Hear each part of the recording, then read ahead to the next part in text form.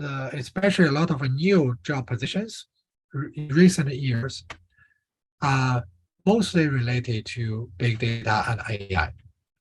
So there are a lot of media coverage, as we see on the left. There are also a lot of applications.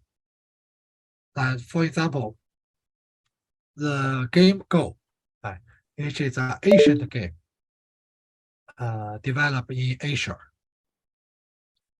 So this game, because of its high computational complexity, it has been long considered as a very challenging task for machine to beat a human being. Actually, before 2016, people, including professional players, have predicted there will be at least decades before machine can beat a human being. But you see, when it actually happened, it happened very quickly. First, the system, you guys know from DeepMind, part of Google, they developed a software called AlphaGo based on deep neural network. And this one quickly beat the human champion. And after 1 year, human player, the professional players, have already reached the consensus. There is no hope to beat the AI. So after that, actually AlphaGo retired because they cannot find the human players that they are at the same level. There are additional AI to play Go that has been developed. So the goal nowadays is not to beat a human being. It's actually like a judge or a trainer for human players. So now human players, they will also use those AI to train themselves. So previously, if you make a move, you need some human trainer, right, to tell you, right, whether this is a good move or bad move, right? And this judgment is also from human experience, not from the quantitative calculation like did in AlphaGo. Right? So nowadays, it's completely changed. So human players now completely rely on AI to tell them how well they play in each move. Right? And so that happened in one area, but very quickly. Right? This gives us one feeling that in the future, when AI change one area, it's probably the same. Right? So first, people don't expect AI to change it in short term. Right? But suddenly, there is a great application, right? Great AI developed.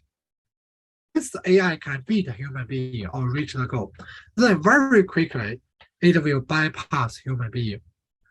Right? And so that what we will see in the future. And of course, nowadays, there are other applications like autonomy. And to be fair, autonomous driving nowadays, on average, probably already beat human drivers, right? In terms of the quality of driving and the rate of accidents, right? For example, by 1 million miles. Right? So of course, there are still a lot of legal and aesthetical challenges for autonomous driving to be fully applied, and itself need a lot of improvements as well. Right? As we hear from time to time, accident caused by autonomous driving software. Right? Here, the key challenge is that if we give the control to AI completely for autonomous driving, if there is an accident, who should be responsible? Most of the car makers nowadays, they will still need the driver to take the full responsibility. Basically, claim, no matter what the name they claim, even including Tesla, right, they claim the full autonomous driving, but they still, you need to sign an agreement saying that if something bad happens, you will take the full responsibility. And the software is only to assist you instead of replace you. Right? So that is the practice now, because if they go further, ask you to give the control completely to the AI and they will take full responsibility. If there is some accident happens, so the company may take a huge responsibility, especially financially, because the company knows there will be some accident in the future. Right? No one can guarantee the software to work perfectly under all situations. Right?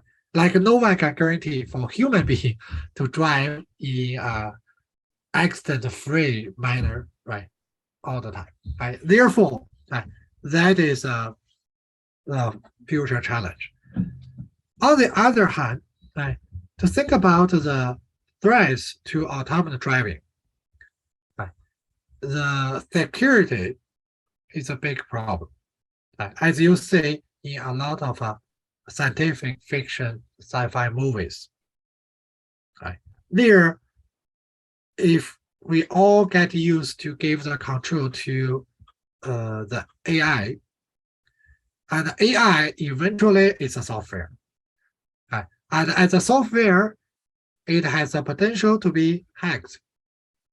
And once it's hacked, now they can control your car. And in many cases, you probably will be in the car, but you probably have no control, right? So that is also frightening, I think, to many people nowadays. Right? So security, I think for many people, before we resolve the security problem, right, even the AI can work well, very well, it's still a big challenge and a risk associated with the security problem. Of course, one hope we will discuss later in the course, that is the Internet of Things, the IoT. The Internet of Things is like, for example, if you have some smart watch, like an Apple Watch or others. So this will have a lot of sensors on the equipment, and it can also basically measure the data, store the data, process the data, and communicate. So imagine in the future, so the cars are not standalone, so they can talk to each other. Right? This kind of a vehicle-to-vehicle network has been long dreamed and actually long studied in the IEEE community for, I think, more than 2 decades. Right? But it's probably the time now that we can realize that, right? Because of all the advance in, for example, we can make the small equipment. Right? We have the local network, the networking technology, communication technology to do that. And the cars now are smart enough that they can talk to each other. Right? This will give us additional opportunity to do that.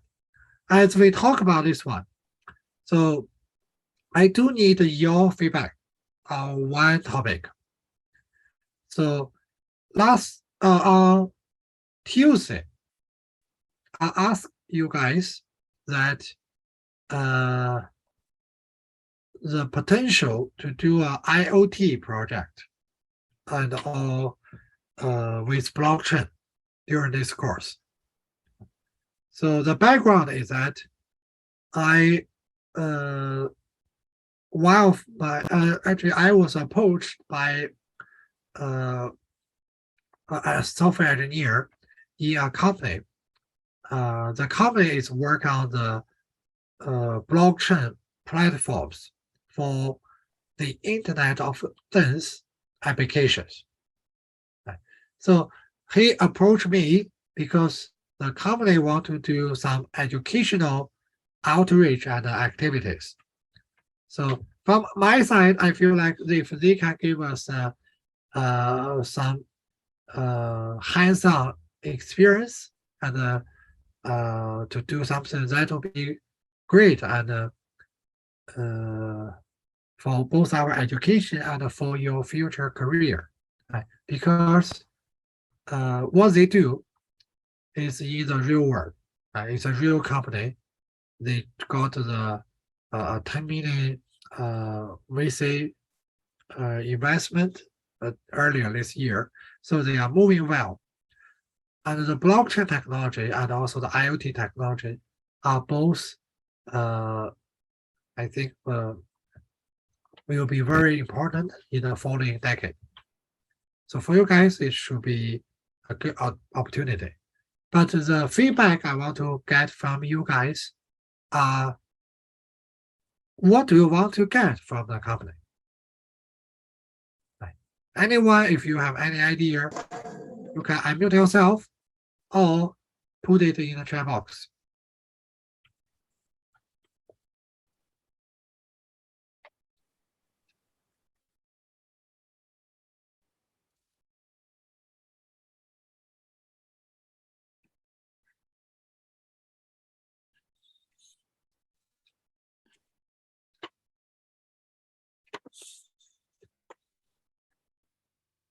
Yeah, while you guys are thinking or typing, so I can tell you our initial thoughts on this one.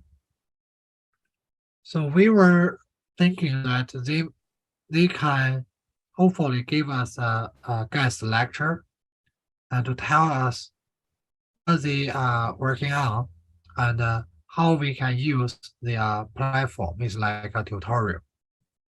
And after the tutorial, some groups, if you want to do that, if you're interested in that one, because I heard a lot of people talking about the blockchain technology.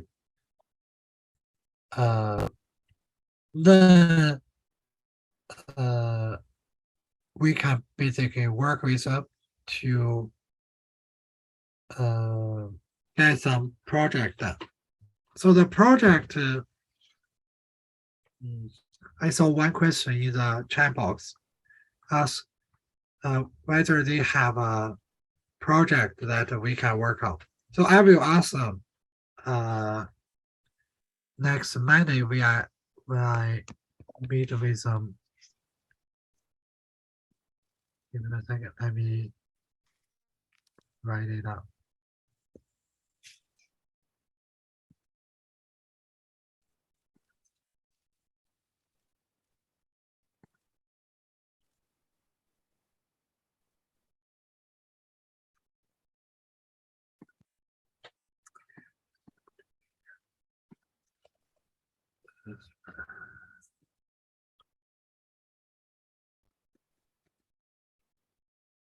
Yeah, I need to make a note here so I can tell them.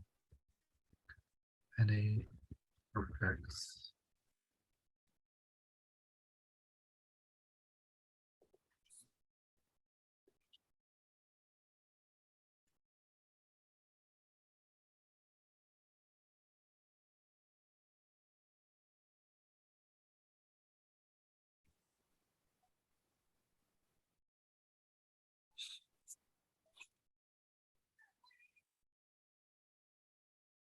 Okay, I will ask them, but I can provide you my feedback.